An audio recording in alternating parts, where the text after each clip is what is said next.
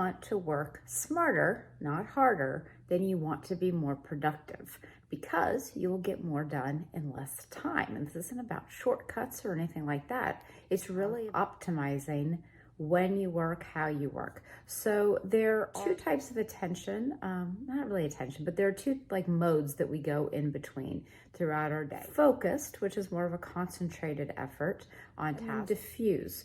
The diffuse mode, where you can't really focus on just one task per se, in the traditional way.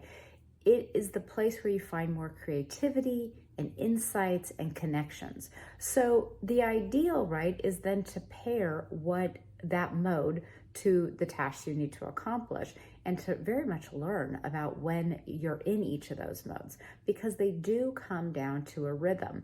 Most people have a certain rhythm. I'm going to tell you when to have meetings and not to have meetings, depending on what you're trying to do, for example.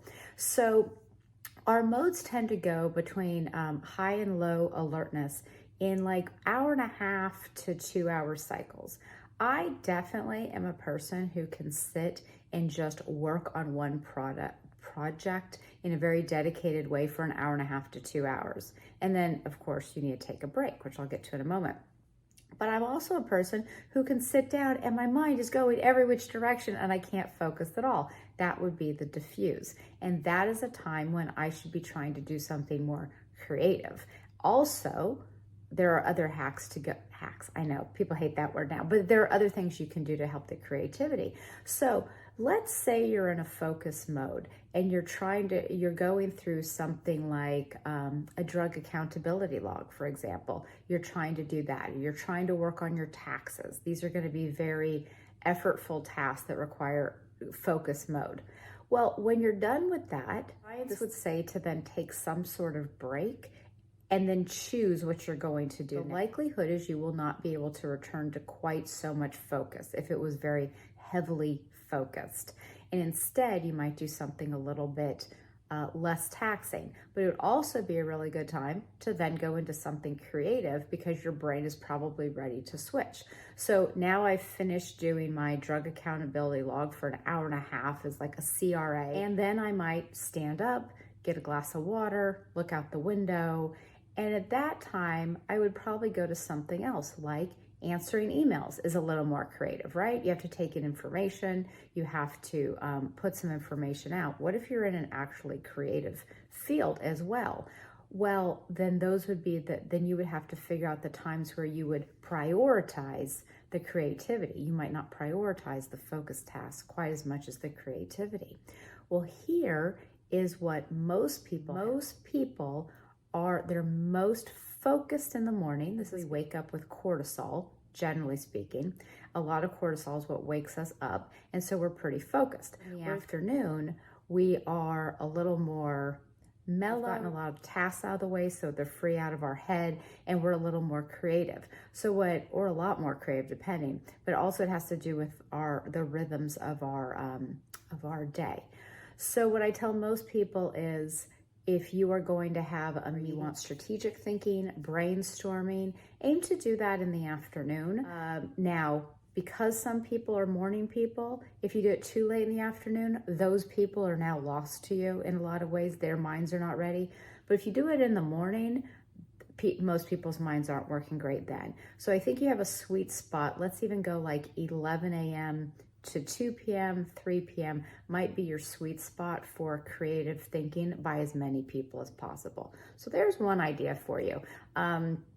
So anyway, you're taking breaks and now you're doing the more creative. It's always to alternate the heavy cognitive loads with the lighter loads. And to remember that multitasking kills. So obviously, if you're in a creative mode, you don't want to be doing anything else, like having your email notifications go off. I don't even like them anytime. I have no email notifications, no Slack or Teams notifications.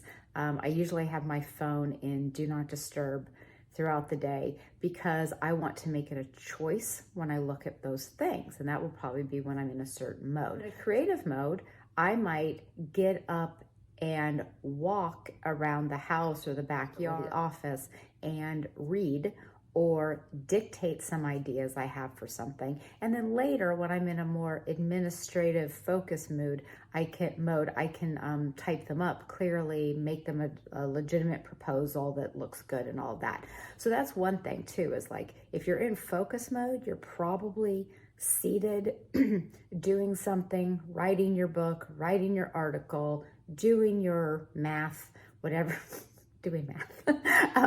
But when you're in a creative mode, you could be up, away from your computer, away from your desk, free-flowing thoughts. Don't get stuck in typing them. So please listen to some of these. I figure out how to structure your day, and knowing that multitasking doesn't work, these cyclings are normal, and to try to, as much as possible, your rhythm, so you can make your day like that. Because even those of us who don't have control over their days can sometimes do something within a day. So for example, and I'll stop giving examples soon, but I think it can help. I am that typical person. I really want to get as many tasks done as possible in the morning, and I don't like to be interrupted, and I'm not super social in the morning. So that would not be a time for me to set client meetings, do a brainstorming session. Instead, I block it out in the morning so people don't schedule meetings with me.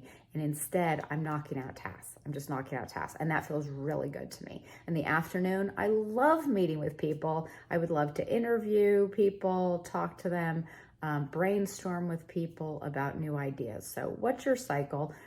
Figure that out. And I think that will help you be super productive. I hope this helps. Take care.